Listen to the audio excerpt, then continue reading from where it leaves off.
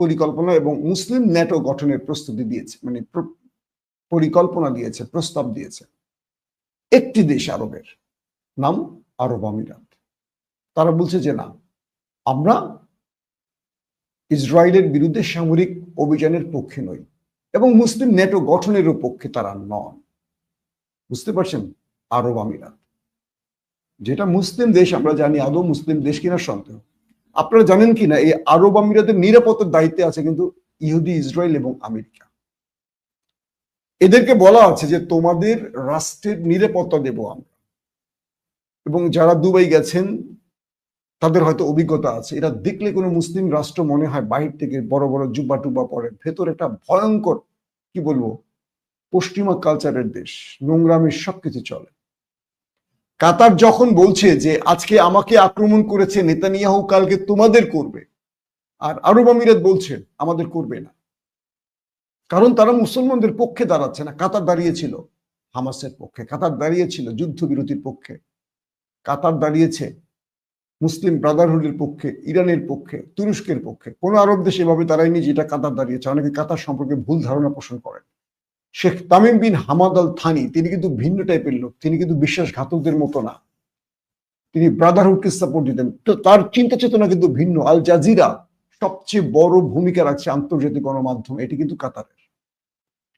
তো বিষয়টি তৈরি হলো, প্রত্যেকটা পরিকল্পনায় ভেটো দিচ্ছে আরব আমিরাত, এবং সৌদিকে বলছে তুমি যেও না কাতারের পরিকল্পনায়, সৌদি আসো, তুমি আমি মিলে আমরা ইসরায়েলের পক্ষে থাকি। এবং সৌদিকে এই আরব আমিরাত প্রস্তাব দিতে, চলো তুমি আমার সাথে আব্রাম অ্যাকর্ডে যোগ দাও, তুমি আমার সাথে তুরস্ক কি বলে ইসরায়েলকে সমর্থন দাও। মোহাম্মদ বিন সালমানকে এমবিএস কে বলছে, অর্থাৎ মোহাম্মদ বিন জায়েদ বলছে। একটা মুসলিম দেশ আজকে কয়েক বছর দেখলো ফিলিস্তিনে কিভাবে নির্মমভাবে হত্যা করছে দখলদারা মুসলমান নারী পুরুষকে, একটা ভূমিকা রাখলো না, বরং ইসরায়েলের সাথে তাদের বাণিজ্যিক সম্পর্ক, সব সম্পর্ক আরো বৃদ্ধি করেছে। যখন ইরান, যখন ইয়েমেনের হুতি, যখন হিজবুল্লাহ লেবাননের, তারা প্রতিশোধ নিতে মরিয়া, তখন এই আরব আমিরাত বিশ্বাসঘাতকতা করেছে, জানেন আপনারা। এবার কাতার যখন প্রতিশোধ নিতে মরিয়া হয়ে উঠলো, ভেতর থেকে বিশ্বাসঘাতকতা করছে তারই ভাই রাষ্ট্র আরব আমিরাত। বলা হয় মুসলিম বিশ্বের বা আরবের বিস্ফোরা হলো এই আরব আমিরাত।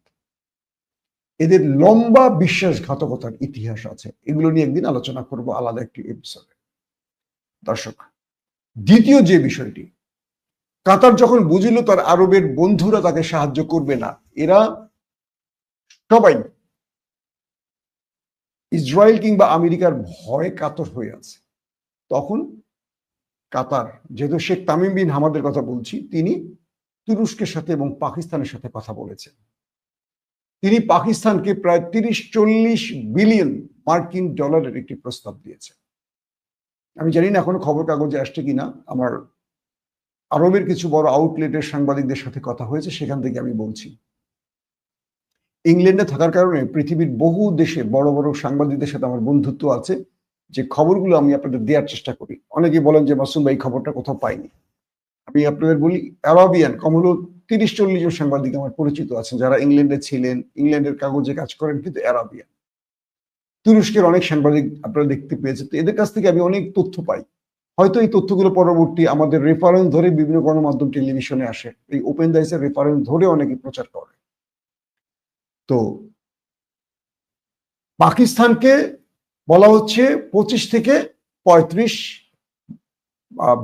বিলিয়ন মার্কিন ডলারের একটি সামরিক চুক্তির প্রস্তাব দিয়েছে কাতার।